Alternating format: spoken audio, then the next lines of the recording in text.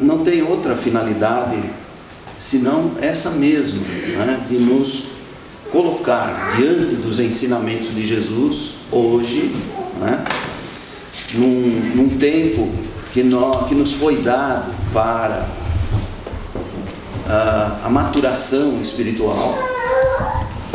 Jesus falou, né, para nós há quase 2000 anos, e no entanto ele também usou de uma linguagem apropriada para a época, mas que trazia no seu bojo, né, um manancial imenso de conhecimentos. Que tipo de conhecimentos? Né? Conhecimentos sobre o próprio ser, sobre nós mesmos. Essa frase que o André citou logo no início, né? Conhece-te a ti mesmo, é exatamente isso que Jesus nos apresenta, porque todo o ensinamento do Mestre visa ao autoconhecimento, e é isso que temos dito aqui também. Assim é a doutrina espírita. O conhecimento espírita não é apenas para nos digamos, nos incutir uma cultura, pura e simplesmente, como as diversas culturas do mundo, mas sim um conhecimento que nos ajuda a nos conhecer, para nos educarmos, nos superarmos, e até nos curarmos, não é, das nossas deficiências, das nossas mazelas. O processo de cura à luz do Espiritismo é uma autocura, né? Se nós não fizermos a nossa parte, não haverá cura possível. Jesus não veio fazer milagres, Jesus não veio salvar no sentido de pura e simplesmente nos tirar do buraco, não é? Não, ele veio nos salvar no sentido de nos esclarecer e nos oferecer ferramentas para que nós fizéssemos o próprio trabalho. Esse é o nosso dever, essa é a nossa responsabilidade. E a doutrina espírita nos oferece um conhecimento extraordinário, se comparado até com as demais religiões do mundo, todas as filosofias, todas as correntes espiritualistas, não é? Nós podemos dizer com toda certeza, sem nenhuma pretensão, sem nenhuma empáfia, que não há nada na Terra como o Espiritismo. Até porque ele é fundamentado nos ensinamentos de Jesus, e não há também, né, nunca houve nenhum compêndio de moral, de ética, de psicologia, de filosofia, como o que Jesus deixou estampado nos Evangelhos. Então, a doutrina espírita, assentada sobre essa base sólida, sobre essa base tão diversificada, mas também profunda, que é vamos dizer, um manancial de conhecimentos para milênios. Nós não conseguimos digerir tudo, cada um de nós, numa só encarnação, nem tampouco a doutrina espírita, não é? A doutrina espírita, Kardec deixou mais de 20 obras, como já foi dito aqui nessa tribuna, e nós mal conhecemos uma, mal lemos as obras, já achamos que temos todo o conhecimento necessário, né? E ficamos depois apenas circulando em volta daquelas ideias que a gente adquire. E o conhecimento espírita não é para isso, é exatamente para nos mostrar que nós temos que ir além. Pois que Jesus disse: se nós fizermos o mesmo que fazem os outros, que diferença faz, né? Nós transitamos pelas escolas do mundo, e as escolas são isso, nos apresentam um conhecimento dentro de alguns limites, não é? A gente sai com aquele conhecimento e sai para o mundo, para o trabalho e tudo mais. A doutrina espírita abrange a vida do Espírito, que é eterna. E é assim que a gente deve pensar. E foi isso também que Jesus nos ensinou, né? Nos mostrou a importância do conhecimento. Saber a verdade sobre as coisas que envolvem a vida humana e a vida do Espírito, no mundo espiritual, é essencial. É fator de libertação. Conhecereis a verdade e ela vos libertará. O que é essa libertação? É a educação do Espírito. Libertar-se do Espírito é educar-se. Educar-se é libertar-se. E esse é um processo que cabe a cada um de nós. Nós falamos aqui, não é, que o Espírito vem, encarna numa família, os pais têm o dever de educá-lo. Sim, naquela fase, não é dever, porque a criança ainda não está totalmente aparelhada para fazer o trabalho por si mesma, para prover as suas necessidades, mas depois, não é, chega uma idade que agora somos nós conosco mesmo. E assim é em relação à própria vida do Espírito. Assim foi quando adquirimos o livre-arbítrio e passamos a fazer as nossas próprias escolhas, livres para escolher, mas responsáveis pelas escolhas feitas, né? É isso. Muita gente que acha que não, nós não somos livres, né? Quer dizer, ficamos jogando muitas vezes com sofismas, ficamos muitas vezes tentando justificar as nossas deficiências, as nossas limitações, né? Mal compreendendo os princípios da vida e aquilo que o próprio Mestre nos ensinou. Esse tema do Evangelho, que é um capítulo novo, capítulo 24, não ponhais a candeia debaixo do alqueire. É exatamente isso, não é? Não basta nós adquirirmos conhecimento e guardarmos para nós. Todo o valor do conhecimento está no seu uso, e no uso adequado, não é? Correto. Não colocar a candeia debaixo do alqueire é não esconder, é não guardar para si, não é? Numa maneira egoística, numa maneira exclusivista, não é? Eu sei isso, agora os outros que procurem, não é? Os outros que façam o que eu fiz. As coisas não funcionam assim. Nós assumimos deveres, nós assumimos. É a mesma coisa que uma pessoa chegar na casa espírita, não é? Vem, frequenta as reuniões, a escola espírita. Chega uma hora que a pessoa fala: não, isso não é para mim, sai, não vou ser espírita mais. Já a responsabilidade já está estabelecida. Por pouco que você conheceu, você já é responsável. Você é mais responsável pelos seus atos. Aquele que adquire conhecimentos é mais responsável do que o ignorante, é lógico, não é? Isso é da lógica da vida. No entanto, também, aquele que adquire conhecimentos é mais feliz, não é? Tem mais recursos de toda a ordem para a vida. A vida ganha sentido com o conhecimento. A doutrina espírita, o que faz de mais profundo na vida da gente é dar sentido a ela. O Espiritismo dá sentido à vida. A gente começa a entender, não, os processos, aquilo pelo que a gente passa, o que é que nós estamos fazendo aqui, de onde viemos, para onde vamos, o que é a vida, afinal de contas, o que é Deus, não é?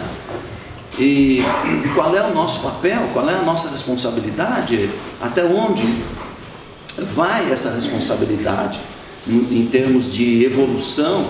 Tem aqueles, até estávamos conversando ali fora no início, não é? Que pensam que Deus devera criar todos os seres perfeitos, já perfeito, pronto e acabado. Que graça teria isso? Não é? Por quê? Porque nós não queremos enfrentar as dificuldades. E no entanto, dizem os Espíritos que o mérito do bem está na dificuldade. Tudo que é fácil, tudo que vem fácil vai fácil, não fica, não é?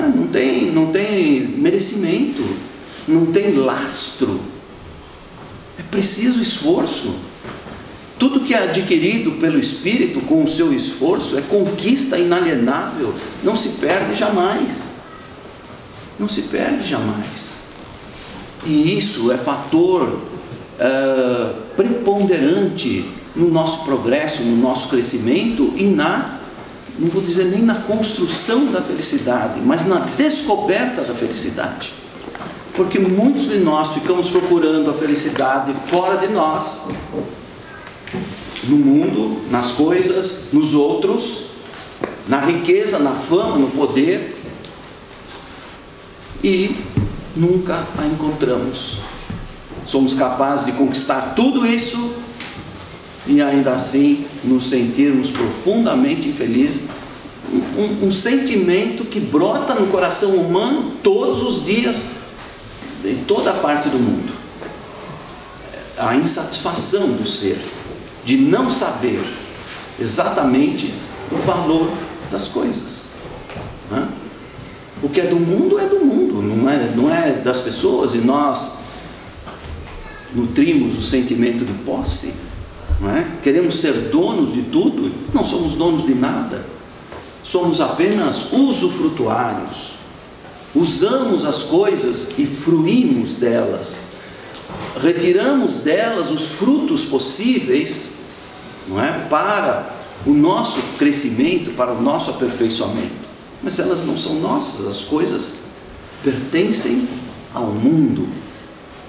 Não é? Nosso é só a individualidade. Nós somos indivíduos eternos, não é? Seres eternos, que a cada encarnação só enriquece, aumenta, amplia, estende o seu próprio patrimônio individual.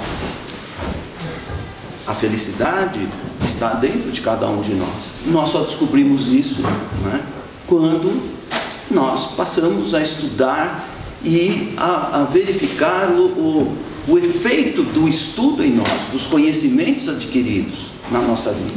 Mormente, nós que estamos aqui na Casa Espírita, mormente o conhecimento espírita, não é? Às vezes usamos até a cultura do mundo, não é? A filosofia, a história, a psicologia, a ciência, para exatamente mostrar o valor do conhecimento espírita, e não o contrário. Jesus, quando esteve aqui, ele falou numa linguagem, digamos, para alguns era acessível àquela época, não é? Tinha que ser assim, claro, senão o cristianismo não teria frutificado, não é? Mas Jesus falava linguagens diferentes, a depender, digamos, do meio onde ele falasse, ele falava linguagens diferentes. Para o povo ainda ignorante das coisas espirituais, ele usava uma linguagem mais simbólica, contava historinhas, né? Nós, que ali estávamos, éramos ainda crianças espirituais. É bem verdade que nem saímos da infância ainda, continua. 2000 anos depois nós continuamos ainda curtindo essa fase, né? Porque muitos de nós acham que está gozando a vida, né? Quando as pessoas têm recursos, têm condições, estou gozando a vida, né?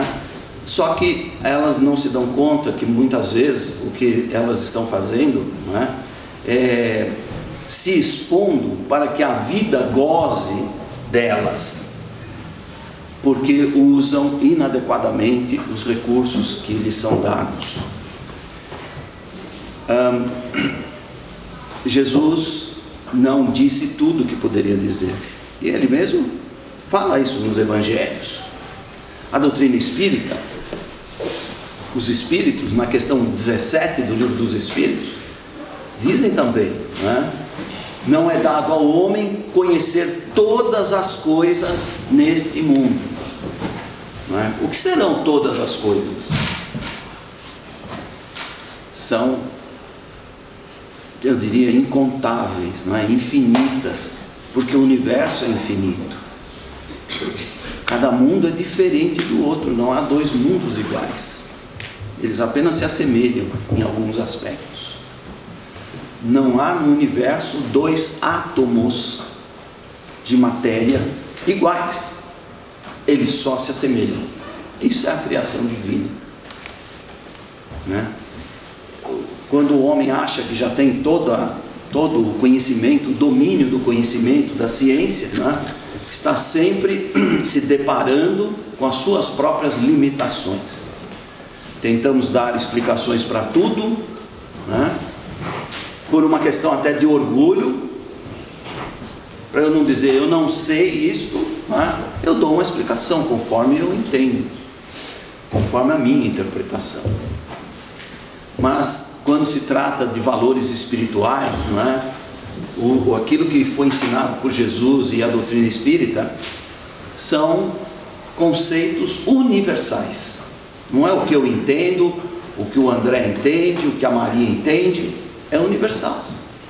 Tem que valer para todos da mesma forma. Foi isso que Jesus fez, né?